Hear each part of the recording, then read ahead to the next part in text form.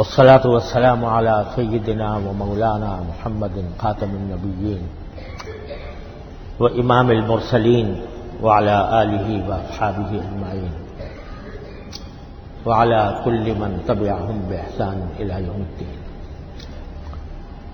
اما بعد،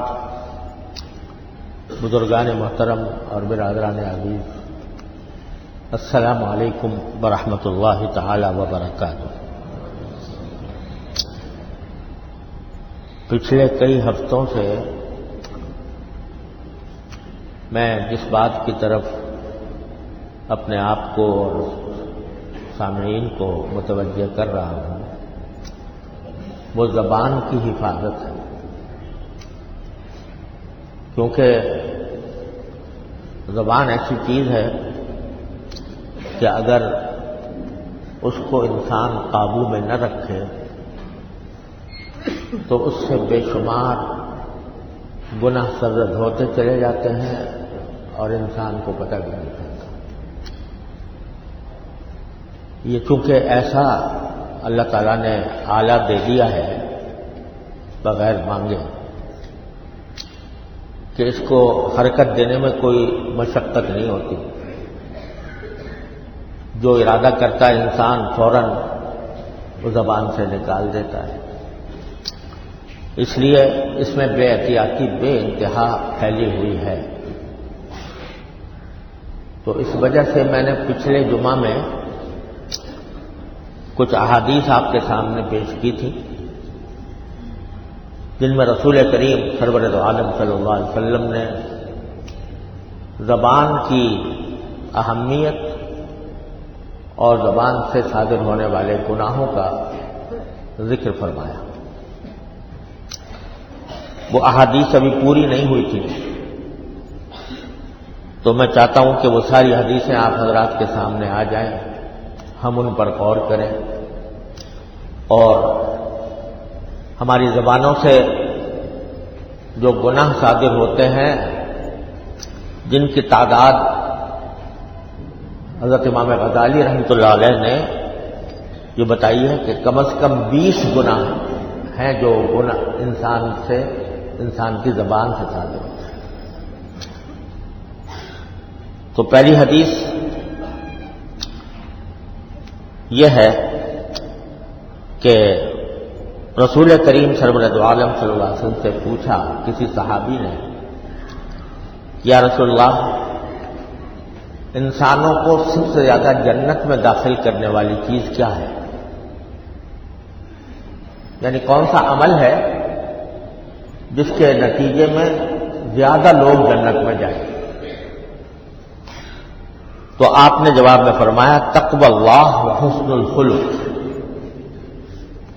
ایک تو اللہ سے ڈرنا اور ایک اچھے اخلاق، یعنی اللہ تبارک و تعالیٰ کے ساتھ تو معاملہ یہ ہو کہ آدمی ہر وقت اس مراقبے میں رہے یا اس دھیان میں رہے کہ میرا کوئی عمل اللہ تبارک و تعالیٰ کی مرضی کے خلاف تو نہیں ہو رہا، اگر ہو رہا ہے تو میں اس سے بچوں، اس کو تقویٰ کہتے ہیں۔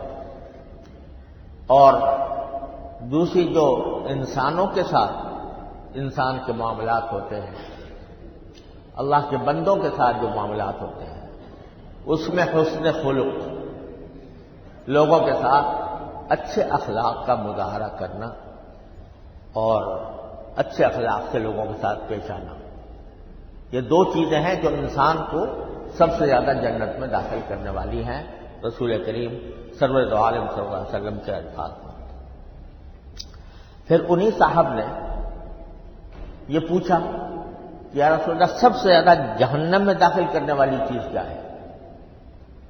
یعنی ایک چاہے مسلمان ہو، ایمان رکھتا ہو اور کلمے کے اوپر یقین رکھتا ہو، اس کے باوجود سب سے زیادہ جہنم میں جانے کی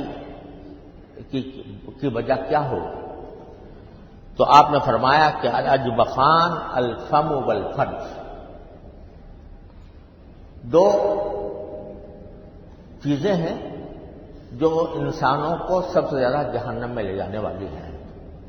ایک اس کا منہ اور ایک اس کی شرمگاہ۔ یہ دو چیزیں ایسی ہیں کہ اگر ان کے معاملے میں احتیاط نہ برتی گئی تو انسان باوجود مسلمان ہونے کے سزا بھگتنے کے لیے جہنم میں جائے۔ ایک منہ ہے اور منہ کے دو معنی ہیں۔ ایک کہ انسان اپنے منہ سے ایسی چیزیں کھائے جو حرام ہے، حرام کی آمدنی سے ہے، مثلا سود کی آمدنی ہے، جوئے کی آمدنی ہے، دھوکے کی آمدنی ہے، رشوت کی آمدنی ہے۔ اگر وہ کھا رہا ہوگا تو یہ منہ اس کو جہنم میں لے جائے گا۔ اور دوسرے، منہ ہی کے اندر زبان بھی ہوتی ہے، اس زبان کو اگر غلط استعمال کر رہا ہے، جھوٹ بول رہا ہے، غیبت کر رہا ہے، لوگوں پر الزام لگا رہا ہے، ناحق الزام لگا رہا ہے، بہتان لگا رہا ہے، تو یہ ساری چیزیں ہیں جو انسان کو سب سے زیادہ جہنم میں لے جانے والی ہیں۔ تو دو عضو فرمائے، ایک منہ اور ایک شرمگاہ۔ دوسرے شرمگاہ، اللہ بچائے انسان اپنی جنسی خواہش کی وجہ سے کسی بھی ناجائز کام کا ارتکاب کرے، چاہے اللہ بچائے وہ زنا ہو یا زنا کے مقدمات ہوں یا بد نظری ہو، یہ سب چیزیں ہیں جو انسان کو اللہ بچائے جہنم میں لے جانے والی ہیں۔ تو یہ پہلی حدیث ہے۔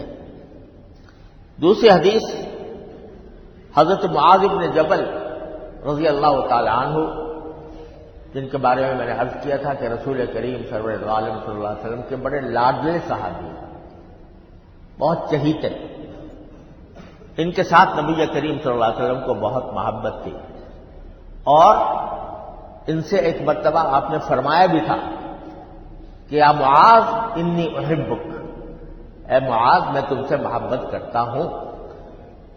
یہ الفاظ شاید ہی کسی اور صحابی کے لیے فرمائے ہوں آپ نے، جتنا کھل کر اپنی محبت کا اظہار حضرت معاذ بن جبل رضی اللہ تعالیٰ عنہ سے کیا، کہ وہ خوش نصیب صحابی ہیں۔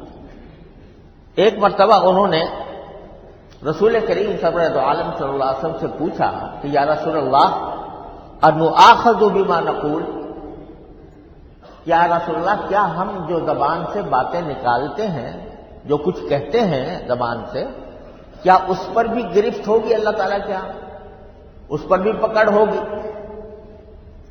تو حضرت نبی کریم سرور دو عالم صلی اللہ علیہ وسلم نے اس کے جواب میں فرمایا ثقلت کا امک یبن جبل، اے جبل کے بیٹے تمہاری ماں تمہیں کھوئے۔ یہ لفظی ترجمہ ہے ثقلت کا امک، لیکن یہ عربی زبان میں یہ بے تکلفی کے اندر ہے۔ جب کسی شخص سے بے تکلفی ہوتی ہے تو اس وقت میں بھی یہ جملہ بولا جاتا ہے۔ اس کا مقصد بد دعا دینا نہیں ہوتا، بلکہ بے تکلفی کا اظہار ہوتا ہے۔ تو فرمایا ثقلت کا امک یبن جبل، اے معاذ بن جبل تمہاری ماں تمہیں کھوئے۔ وَهَلْ يَكُبُّ النَّاسَ فِي النَّارِ عَلَىٰ مَنَاخِرِهِمْ إِلَّا حَصَائِدُ أَلْسِنَتِهِمْ، تم پوچھ رہے ہو کہ کیا ہم زبان سے جو باتیں کہتے ہیں ان پر ہماری گرفت ہوگی؟ تو یہ بتاؤ کہ انسانوں کو جہنم میں اوندھا ڈالنے والی کوئی اس سے بڑی چیز ہے جیسی زبان؟ یعنی زبان جو کچھ باتیں بولتی ہے اس میں جو گناہ ہیں، جیسے میں نے عرض کیا 20 قسم کے گناہ امام غزالی نے فرمائے ہیں، تو ان گناہوں کی وجہ سے ہی تو سب سے زیادہ لوگ جہنم میں جائیں گے۔ اگر زبان کی حفاظت نہ کرتے، اگر زبان کی باتوں کا مواخذہ نہ ہوتا اور اس پر گرفت نہ ہوتی تو یہ جہنم میں کیوں جاتے؟ سب سے زیادہ الفاظ یہ ہیں، سب سے زیادہ جہنم میں الٹے منہ، اوندھے منہ گرانے والی کوئی اور چیز ہے جتنی زیادہ انسان کی زبان ہے۔ سب سے زیادہ جہنم میں لے جانے والی چیز یہ ہے۔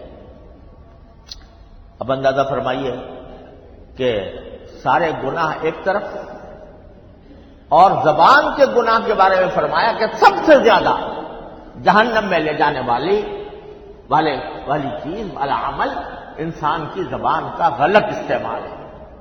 وہ چاہے جھوٹ کی صورت میں ہو، چاہے غیبت کی شکل میں ہو، چاہے بہتان لگانے کی شکل میں ہو، الزام لگانے کی شکل میں ہو، چاہے دوسرے کا دل توڑنے کی شکل میں ہو، اور چاہے برا بھلا کسی کو کہنے کی شکل میں ہو، یہ ساری چیزیں انسان کو سب سے زیادہ جہنم میں لے جانے والی ہیں۔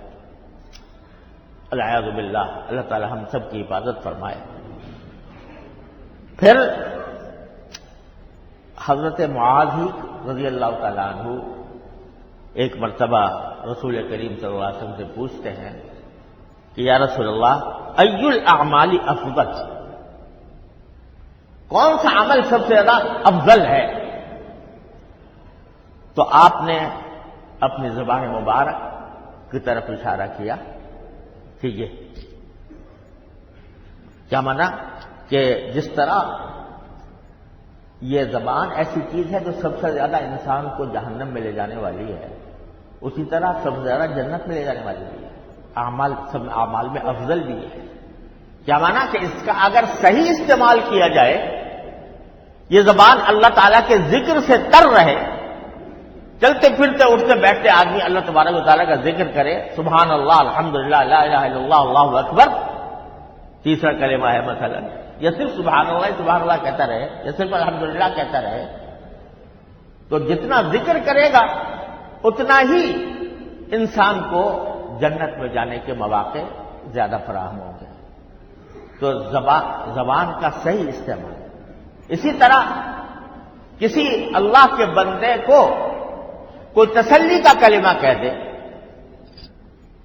کوئی تسلی کا کلمہ کہہ دے، کسی کے ہاں میت ہوئی ہے اور آپ جا کر اس کی تعزیت کرتے ہیں، تسلی کا کلمہ کہتے ہیں جس سے اس کا دل کچھ ٹھنڈا ہوتا ہے، تو حدیث میں آتا ہے کہ جو شخص کسی ماں کو اس کے بیٹے کی وفات پر تعزیت کرے، کسی یا بردن فی الجنہ، اور جنت کے اندر اس کو خاص قسم کی چادریں انعام کے طور پر بڑھائی جائیں گی۔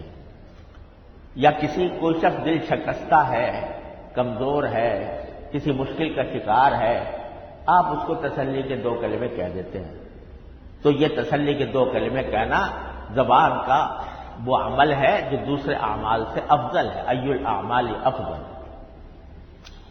اور حدیث میں رسول کریم سرور عالم صلی اللہ علیہ وسلم کا ایک ارشاد یہ بھی ہے کہ میں کسی بھی بندے کی کسی تکلیف کو دور کر دوں یا کسی بندے کو تسلی کی کوئی بات کہہ دوں، اس کا کوئی غم دور کر دوں، تو یہ مجھے اپنی مسجد نبوی میں 1 مہینے کے اعتکاف سے زیادہ پسند ہے۔ 1 مہینہ میں اعتکاف کروں مسجد نبوی میں، اس سے زیادہ مجھے پسند یہ ہے کہ میں کسی اللہ کے بندے کی تکلیف کو دور کر دوں یا اس کا کوئی غم بتا دوں، کوئی تسلی کی بات اس سے کر دوں جس کا اس کا دل ٹھنڈا ہو جائے۔ تو یہ زبان کا صحیح استعمال ہے کہ آدمی کسی کو تسلی کے کلمات کہہ رہا ہے، کسی کو تکلیف کو دور کرنے کے لیے کچھ بات کہہ رہا ہے، تو یہ فرمایا کہ اس لیے سب سے اعمال میں سب سے افضل جو عمل ہے وہ زبان کا ہے۔ زبانی سے نماز بھی پڑھی جاتی ہے، زبانی سے ذکر بھی کیا جاتا ہے، زبانی سے حج بھی کیا جاتا ہے، زبانی سے عمرہ بھی انسان کرتا ہے، زبانی سے اللہ کا ذکر بھی کرتا ہے، اور زبانی سے کسی اللہ کے بندے کو فائدہ بھی پہنچاتا ہے، اس کا دل ٹھنڈا کرتا ہے۔ یہ سب اعمال زبان کے ہیں، جو فرمایا کہ سب سے زیادہ افضل اعمال زبان کے اعمال ہیں۔ پھر ایک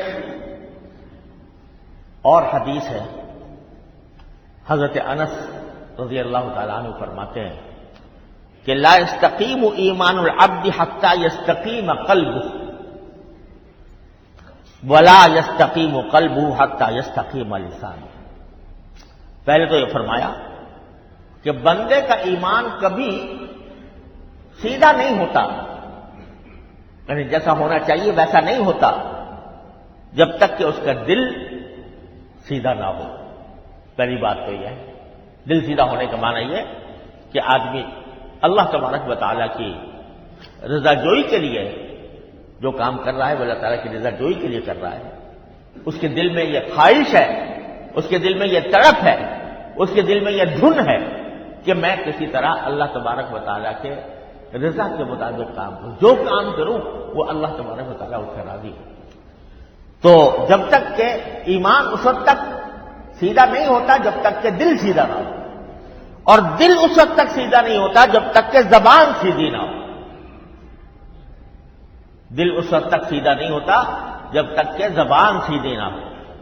اگر آپ دل میں تو یہ سوچ رہے ہیں کہ بھئی میں اللہ تعالیٰ کو راضی کروں، اللہ تبارک و تعالیٰ کی خوشنودی حاصل کروں، ایسے کام کروں جو اللہ تعالیٰ کو راضی ہوں، جس سے راضی ہوں، لیکن زبان سے آپ الیاذ باللہ ہم جھوٹ بول رہے ہیں، غیبت کر رہے ہیں، دوسروں کو تکلیف پہنچا رہے ہیں، دوسروں کا دل توڑ رہے ہیں، تو وہ قلب کیسے سیدھا ہوگا؟ قلب اس وقت سیدھا ہوگا جب آدمی اپنی زبان کو قابو میں رکھ کر نپی تلی بات کرے اور بلا وجہ کی بحثوں میں نہ پڑے، بلا وجہ کی جھگڑوں میں اپنے آپ کو نہ ڈالے. اور فرمایا ولا يدخل الجنة رجل لا يأمن جاره بوائقه، اور کوئی شخص انسان جنت میں نہیں جائے گا ایسا شخص جس کے پڑوسی اس کی تکلیف سے محفوظ نہ ہو، یعنی وہ اپنے پڑوسیوں کا خیال رکھتا ہو، ان کے حقوق ادا کرتا ہو، پڑوسیوں کو نقصان نہ پہنچاتا ہو. اللہ اکبر. اور فرمایا کہ من سرہ ان یسلم فلیلزم الصمت، جو یہ چاہتا ہو کہ میں سلامت رہوں دنیا میں بھی اور آخرت میں بھی، تو وہ زیادہ سے زیادہ اپنے آپ کو خاموش رکھے، زیادہ بولے نہیں، کیونکہ جب بولے گا تو اس میں اندیشہ ہے کہ کہیں بھی کوئی بات احتیاط کے خلاف نکل جائے گی. ایک اور حدیث میں حضرت رسول کریم صلی اللہ علیہ وسلم کا یہ ارشاد امام غزالی نے نقل کیا ہے کہ جب صبح ہوتی ہے تو انسان کے جتنے اعضاء ہوتے ہیں وہ زبان کو یاد دلاتے ہیں. کیا یاد دلاتے ہیں؟ کہ دیکھو اللہ سے ڈرتی رہنا. زبان سے سارے اعضاء مل کر یہ کہتے ہیں کہ زبان سے کہتے ہیں کہ اللہ سے ڈرتی رہنا، یعنی کوئی ایسی بات نہ کرنا جو اللہ تعالیٰ کے حکم کے خلاف ہو اور اللہ تعالیٰ جس سے ناراض ہو. کیوں؟ اس لیے کہ اگر تم سیدھی رہو گی تو ہم بھی سیدھے رہیں گے. اعضاء یہ کہتے ہیں زبان سے، وہ زبان حال سے کہتے ہوں، زبان قال سے کہتے ہوں، لیکن اعضاء یہ کہتے ہیں کہ زبان سے کہ تم سیدھی رہنا، اور اپنی حرکت کو کہ جب بھی حرکت دو اس زبان کو تو یہ خیال کرنا کہ اللہ تبارک و تعالیٰ سن رہے ہیں اس بات اور ریکارڈ کر رہے ہیں، اور اس کے نتیجے میں تمہیں جنت یا جہنم کا فیصلہ ہونا ہے. کیونکہ تم اگر سیدھی رہی تو ہم بھی سیدھے رہیں گے، اور اگر تم ٹیڑھی ہو گئی تو ہم بھی ٹیڑھے ہو گئے. یہ رسول کریم سرورت عالم صلی اللہ علیہ وسلم کے الفاظ منقول ہیں، اگرچہ اس کی اسناد میں تھوڑا کلام ہے. اور حضرت عبداللہ بن مسعود رضی اللہ تعالی عنہ حج یا عمرے کے موقع پر صفا پہاڑی پر چڑھے ہوئے اور وہاں تلبیہ پڑھ رہے تھے، لبیک اللہم لبیک لبیک لا شریک لک لبیک، جو حاجی بھی پڑھتے ہیں اور عمرہ کرنے والے بھی پڑھتے ہیں. بس وہاں پہلے تلبیہ پڑھا اور پھر اپنی زبان کو خطاب کرتے ہوئے کہا کیا لسان قل خیرا تغنم بسکت عن شر تسلم. اپنی زبان کو خطاب کرتے ہوئے کہا اے میری زبان، تم جو بات کہو وہ بھلائی کی کہو، اور اگر برائی سے اپنے آپ کو خاموش رکھو تو ہمیشہ سلامت رہو گی، قبل اس کے کہ تمہیں پشیمانی ہو۔ بڑا خوبصورت جملہ بعض حکما سے منقول ہے کہ انہوں نے کہا کہ آدمی کبھی اپنی بات، اپنے سکوت سے یعنی خاموش رہنے سے کبھی نادم نہیں ہوتا، لیکن بات سے نادم ہو جاتا ہے۔ ایک بات جو منہ سے نکل گئی، بغیر احتیاط کے نکل گئی، بعض اوقات اس کے اوپر اس کو نادم ہونا پڑتا ہے، شرمندگی اٹھانی پڑتی ہے۔ کل میں نے یہ کہہ دیا تھا، وہ جھوٹ تھا یا خلاف واقعہ تھا یا ایسی بات تھی کہ جو مجھے کہنی نہیں چاہیے تھی، لیکن اگر آدمی خاموش رہے تو خاموشی میں کوئی ندامت نہیں ہوتی، کوئی ندامت نہیں ہوتی خاموشی میں۔ بعض نادر مثالیں ہیں جن میں کہ خاموشی پر کبھی ندامت ہو جاتی ہے، لیکن بولنے پر نادم ہونا یہ بکثرت ہوتا ہے۔ اور ایک اور حدیث میں حضرت عبداللہ بن عمر سے مروی ہے کہ رسول کریم صلی اللہ علیہ وسلم نے ارشاد فرمایا کہ جس شخص نے اپنی زبان کو روکے رکھا، یعنی قابو میں رکھا، تو اللہ تعالیٰ اس کے عیوب کو بھی چھپائیں گے۔ ستر اللہ عیوبہ ومن ملک غضبہ وقاہ اللہ عذابہ۔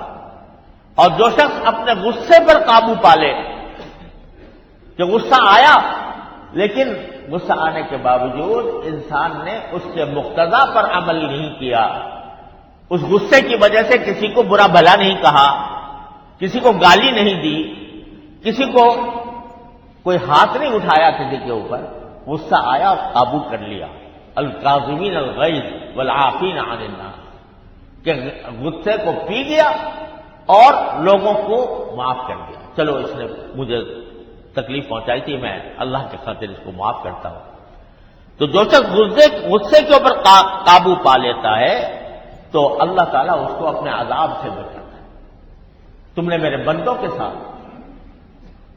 اچھے اخلاق کا مظاہرہ کیا، بردباری کا مظاہرہ کیا، تم نے اپنے غصے کو دبا کر میرے بندوں کو کے ساتھ حسن سلوک کیا، تو آج میں تمہیں اپنے عذاب سے بچاتا ہوں۔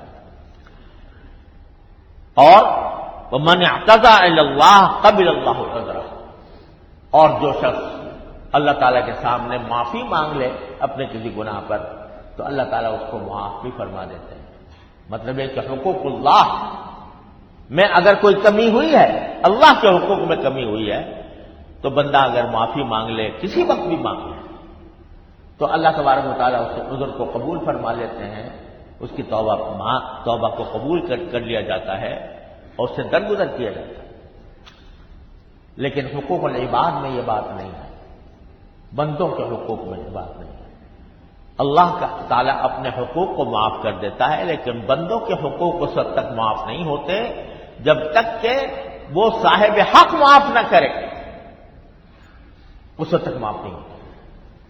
اللہ تعالیٰ ہمارے حفاظت فرمائے۔ اور فرمایا کہ ایک مرتبہ حضرت معاذ بن جبل، وہی صحابی جن کا میں نے پہلے ذکر کیا تھا رضی اللہ تعالیٰ عنہ، انہوں نے رسول اللہ صلی اللہ علیہ وسلم سے عرض کیا کہ یا رسول اللہ مجھے کوئی وصیت کی، نصیحت فرمائیں۔ یہ بھی صحابہ کرام کی سنت ہے کہ جب اپنے کسی بڑے سے ملاقات ہو، کسی بزرگ سے ملاقات ہو، تو آدمی ان سے کہے کہ مجھے کوئی نصیحت کر۔ اور ایسے موقع پر دیکھیے، جو بھی کوئی بندہ کسی دوسرے کو کچھ دے نہیں سکتا، دینے والا تو ایک ہی ہے، لیکن جب کوئی طلب صادق کے ساتھ کسی بڑے سے پوچھتا ہے کہ مجھے نصیحت کر دیجئے، تو اللہ تبارک و تعالیٰ عموماً اس بڑے کے دل میں وہ بات ڈالتے ہیں جو خاص اس آدمی کے لیے مفید ہے۔ چنانچہ ہمارے اکابر کا طریقہ یہ رہا کہ جب کسی نے پوچھا کہ ہمیں کچھ نصیحت کیجیے، تو چند لمحے کے لیے اللہ تبارک و تعالیٰ سے درخواست کرتے ہیں، یا اللہ میرے دل میں ایسی بات ڈال دیجیے جو اس کے لیے فائدہ مند ہے۔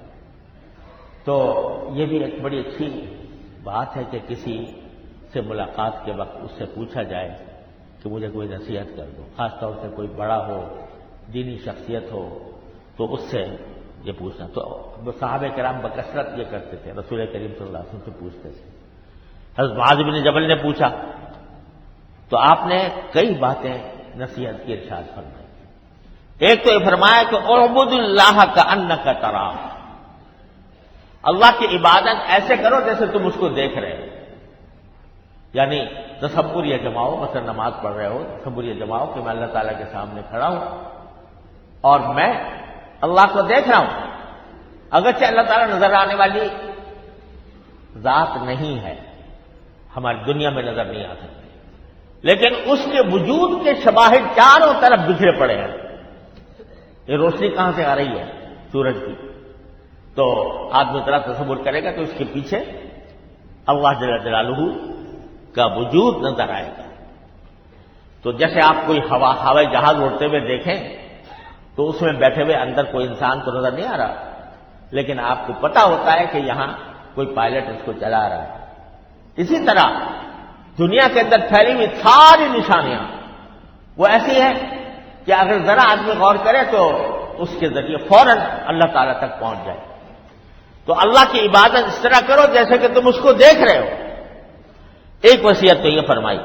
دوسرا فرمایا کہ وَعُدَّ نَفْسِكَ فِي الْمَوْتَى، نَفْسَكَ فِي الْمَوْتَى، تم اپنے آپ کو یہ سمجھو کہ بس اب موت آنے والی ہے۔ اگر کسی آدمی کو پتا ہو کہ اگلے گھنٹے میرا انتقال ہونے والا ہے تو کیا کرے گا؟